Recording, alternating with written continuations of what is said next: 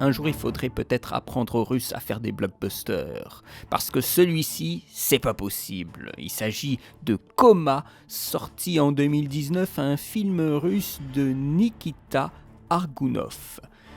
C'est l'histoire de gens coincés dans un monde coma. Et dans ce monde, ils doivent survivre.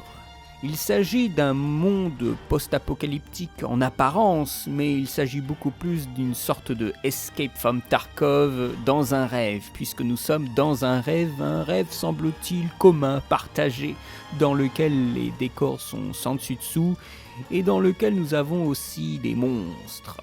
Et il y a de l'action tout de suite, ça démarre immédiatement. Et on a un homme qui semble être un architecte qui peut créer des choses. Alors tout de suite on pense à Inception en termes de visuel. On pourrait même dire que ce film a plus de couilles que Inception vis-à-vis de la suspension des bâtiments dans le vide, de fragments même de bâtiments. Je me souviens pas forcément d'un plan particulier, mais il y a des fois des plans larges, des plans d'ensemble sur l'environnement de rêve qui donnent un peu le vertige. Les effets spéciaux sont très impressionnants. C'est vraiment impressionnant. Les décors, ce qu'ils appellent les faucheurs, donc ces espèces d'esprits rôdeurs qui ont de grandes formes allongées et qui foncent vers le moindre petit intrus.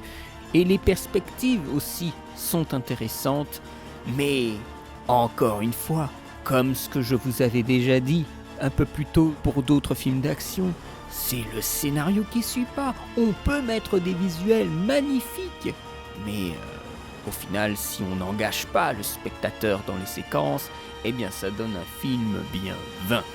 C'est un film qui, comme beaucoup d'autres, s'agite sur ses effets spéciaux. Voilà, les effets spéciaux, ils font la lambada, mais c'est un film qui donne seulement l'illusion, qui donne le rêve d'un grand spectacle d'Hollywood, mais qui n'est absolument rien.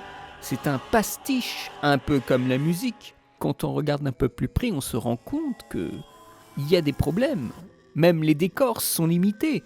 Ils bougent dans des petits secteurs avec des fonds verts tout ridicules. C'est tout étriqué. Alors le scénario et l'acting, à l'aide! Comment on peut avoir autant d'argent et ne pas se rendre compte que son intrigue elle est toute pétée? Ils se sont pas dit qu'il y avait peut-être un contraste entre les idées visuelles de fous, les moyens déployés et leur histoire? Oh, laisse-moi deviner. Non.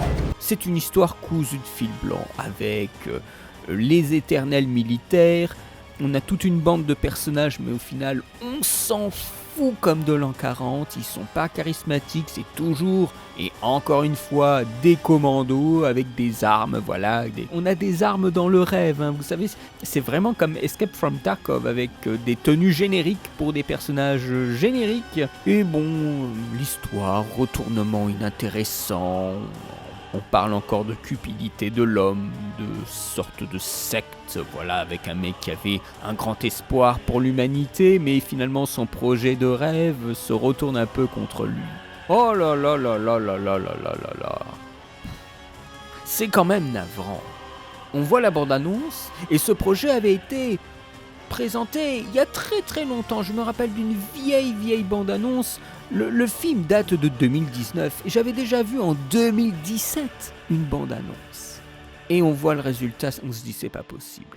Tout a été mis dans quelques plans, pas beaucoup, mais quelques plans qui font l'illusion et qui sont dans la bande-annonce. Mais dès que ça va juste à côté, juste les scènes de dialogue, c'est random sur 20. C'est désolant. Et d'autres fois, il y a des très bonnes mises en scène. Où à un moment, les mecs ils tirent vers le haut parce que les autres sont les autres militaires qu'il faut tuer. C'est même plus amusant, quoi. Il y a pas autre chose, juste des militaires contre des militaires. Ils sont au-dessus d'eux. Ils se baladent comme ça sur une route qui est juste au-dessus d'eux, parce que le décor est complètement explosé, il est fragmenté et la gravitation ne fonctionne pas de la même façon. Alors ça, oui, c'est intéressant.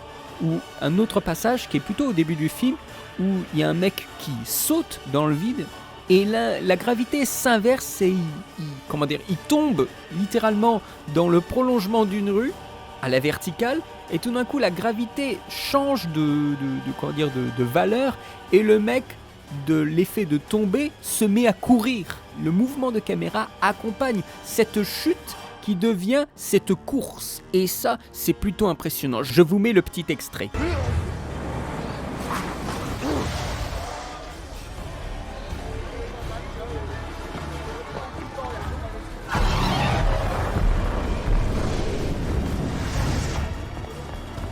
Voilà, moi je vois ça, je me dis, ça va être ça pendant tout le film, ça va être formidable. Mais non, c'est juste une ou deux idées sur 1h40. Et on se dit, mais c'est quand même du gâchis, quoi.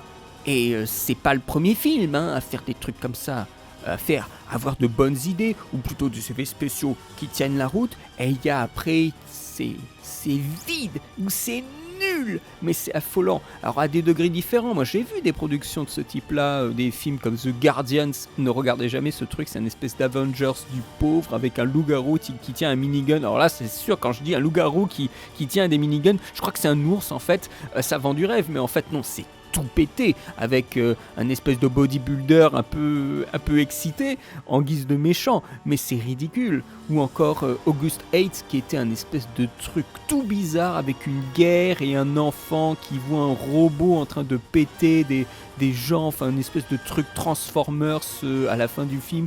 C'est tout bizarre et pourtant les effets spéciaux, les moyens techniques, ils étaient là. Ou encore, alors, un film que j'ai pas vu, mais j'avais vu la bande-annonce sur des espèces d'invasion aliens, ça s'appelle Attraction.